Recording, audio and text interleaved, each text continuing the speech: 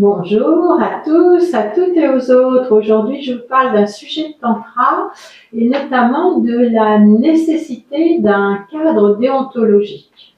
Alors, vous le savez, le tantra se démocratise, se vulgarise, ça touche de plus en plus de personnes.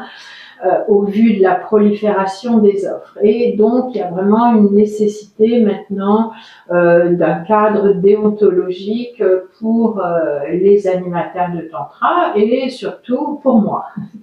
Alors, pourquoi il faut un cadre déontologique? Parce que le tantra, c'est de la relation humaine. Bien sûr, on peut pratiquer le tantra seul chez soi, mais là, je parle d'un cadre soit de stage de tantra, soit un cadre de massage tantrique.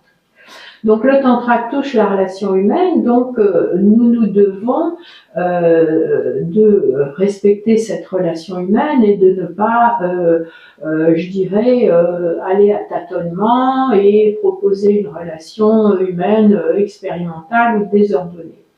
Donc, surtout que la plupart des personnes qui s'adressent à nous, elles ont souffert dans les relations humaines, notamment dans les relations avec leurs parents. Donc, il est important pour l'animateur de tantra d'accueillir la personne dans son intégralité, de la reconnaître, de la valider et de s'adresser à elle avec respect.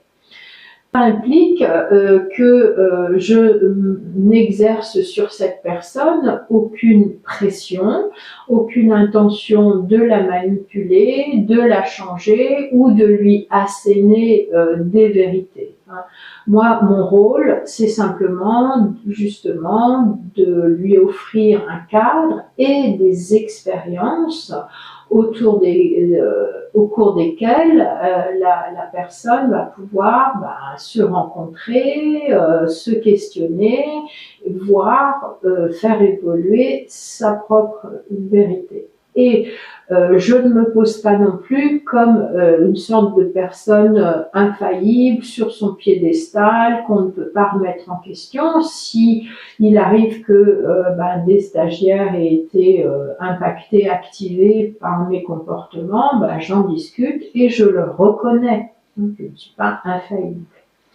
Deuxième raison pour laquelle le cadre déontologique est important, c'est que le tantra s'intéresse à l'énergie vitale. Son but, c'est de la nourrir, de la fortifier, de la renforcer dans son intégralité, et qu'une des composantes de l'énergie vitale, c'est l'énergie sexuelle. Bien sûr, rien à voir avec génitalité ou recherche d'excitation, mais il faut tenir compte de la nature de cette énergie sexuelle qui est extrêmement puissante, sans quoi on ne serait pas là, c'est elle qui donne la vie, et aussi toutes les maladies, en quelque sorte, qui l'affectent dans notre société, à savoir le refoulement, les tabous, cette énergie sexuelle, elle est souvent salie, trahie. Il n'y a qu'à voir la marchandisation du sexe, la pornographie, tout ce qui est de l'ordre de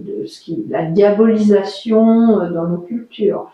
Donc le but du tantra, ça va être de réintégrer dans le flux de la conscience cette énergie sexuelle, je dirais avec grâce. Et pour ça, les animateurs s'interdisent toute tentative de séduction sur les personnes qui s'adressent à elles et à eux, et moi et mon équipe, bien sûr, nous nous interdisons toute relation sexuelle avec nos stagiaires, ça paraît évident.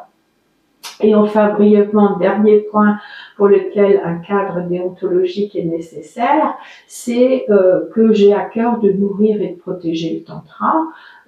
Donc, bien sûr, ça ne veut pas dire qu'il ne doit pas évoluer, mais mes stages doivent être architecturés pour justement transmettre l'essence du tantra, et pour cela, je me forme, je réfléchis, je me fais superviser. Voilà, merci beaucoup de m'avoir écouté jusqu'au bout, et si vous avez aimé cette vidéo, n'hésitez pas à liker, partager, commenter et jeter un coup d'œil sur la bio pour voir les stages que je propose en tantra. À bientôt.